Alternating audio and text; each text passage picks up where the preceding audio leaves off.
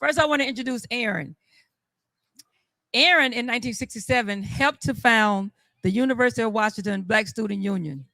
And the following year, he was appointed captain of the Seattle chapter of the Black Panther Party.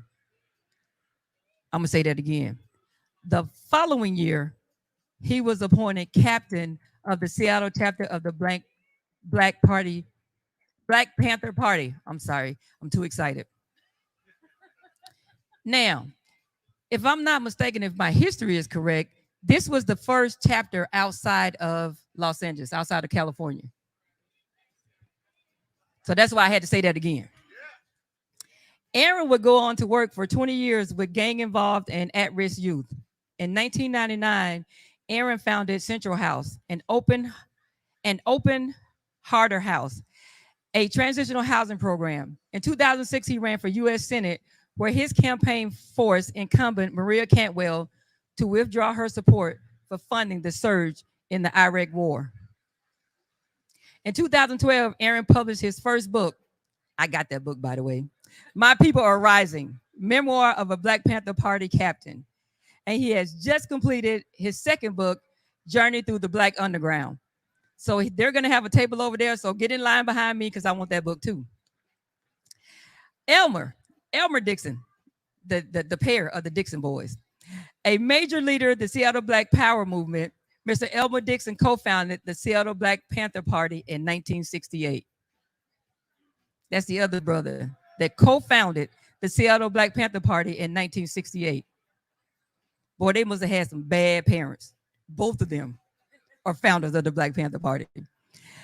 The party hosted many community-centric programs, including a free children's breakfast program, and one of the sites was your very own Atlantic Street Center. So I'm gonna read that again because y'all might not be listening. The party hosted many community-centric programs, including a free children's breakfast program held at Atlantic Street Center. Again, that's your very own Atlantic Street Center.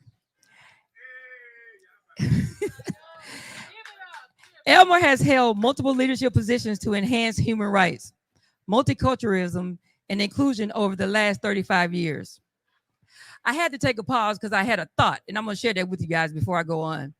So when the Black Panthers had their 50-year anniversary,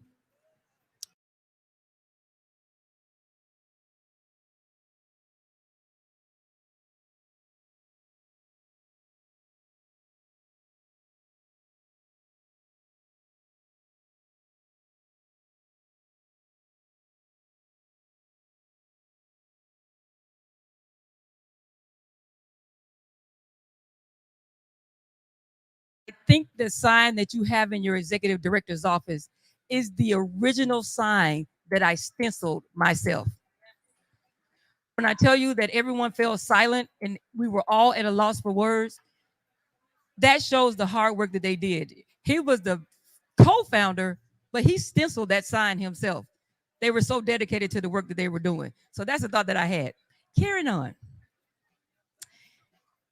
He has worked as director of the Girls and Boys Club in Tacoma's Hilltop, the Seattle Parks Department, and director of the Citizen Service Bureau of the Mayor's Cabinet, and now serves as president of Executive Diversity Services.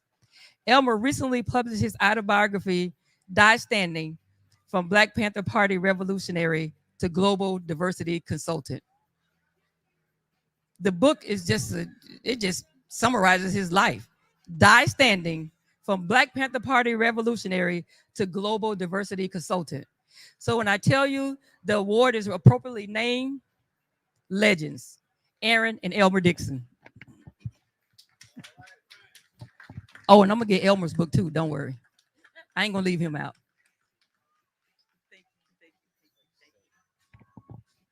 Well, I'm very honored to receive this award, and I'm so glad that people are here to hear a little bit about our history. It's been a long struggle, but the struggle is not over. We have to continue to organize our community and continue to fortify our families so that we can continue the struggle. So I want to, again, thank you very much for this award, and it's an honor as well. And all power to the people. Thank you. Right on. Since my brother already said it, all power to the people, I'll just say I'm honored to be here as well. You know, we stand on hallowed grounds, whether you know it or not. Not only is this native land, but it's also where we fought our fight. You know, right up the street there, Holly Park, it's called Holly something now, was one of our 5 children's free breakfast programs. And we had 5 across the city, and we served thousands of kids of all colors breakfast before they went to school in the morning. We embarrassed the federal government into feeding kids a free breakfast and a free lunch.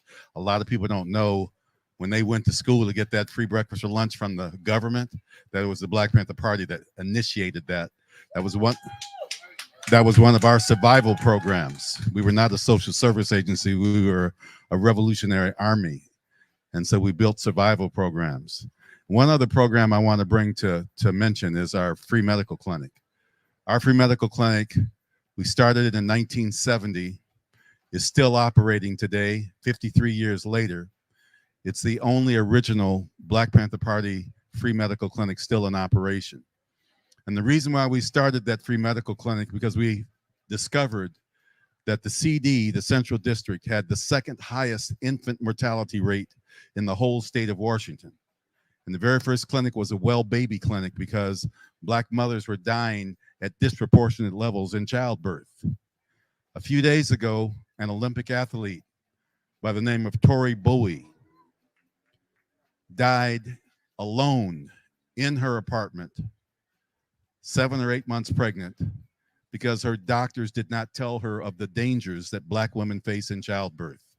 Black women today are 3 to 4 times more likely to die in childbirth because they do not have adequate health care. They're not informed by their doctors that they're at high risk. And this is 53 years after we started a clinic to address that very problem. Aaron said that the struggle is not over. The struggle continues. Yes, we may have made some progress, and you look over the last 53 or 60 years, however far you want to go back. But here we are, along with Native people, still at the bottom of the rung.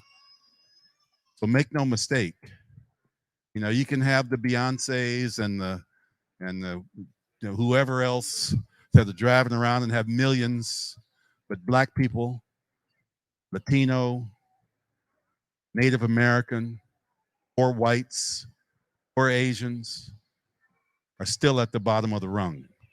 Our struggle was about all people. When we said all power to the people, we meant all people. And so that's what our struggle was about. So I thank you, and thank you for this award and recognition. All power to the people. Thank you, Aaron. Thank you, Elmer. I hope you guys enjoyed that history lesson as much as I did. So it wasn't just about giving the award. It was about hearing about the great work that they have done in the community, and also to educate you about some of the things that are historical and have significance to people of color. But as Elmer said, to all people, the struggle does continue to take care of all people. And that's the mission of Atlantic Street Center, is to help families and communities raise healthy, successful children and youth. And so it takes all of us to make sure that the children are taken care of.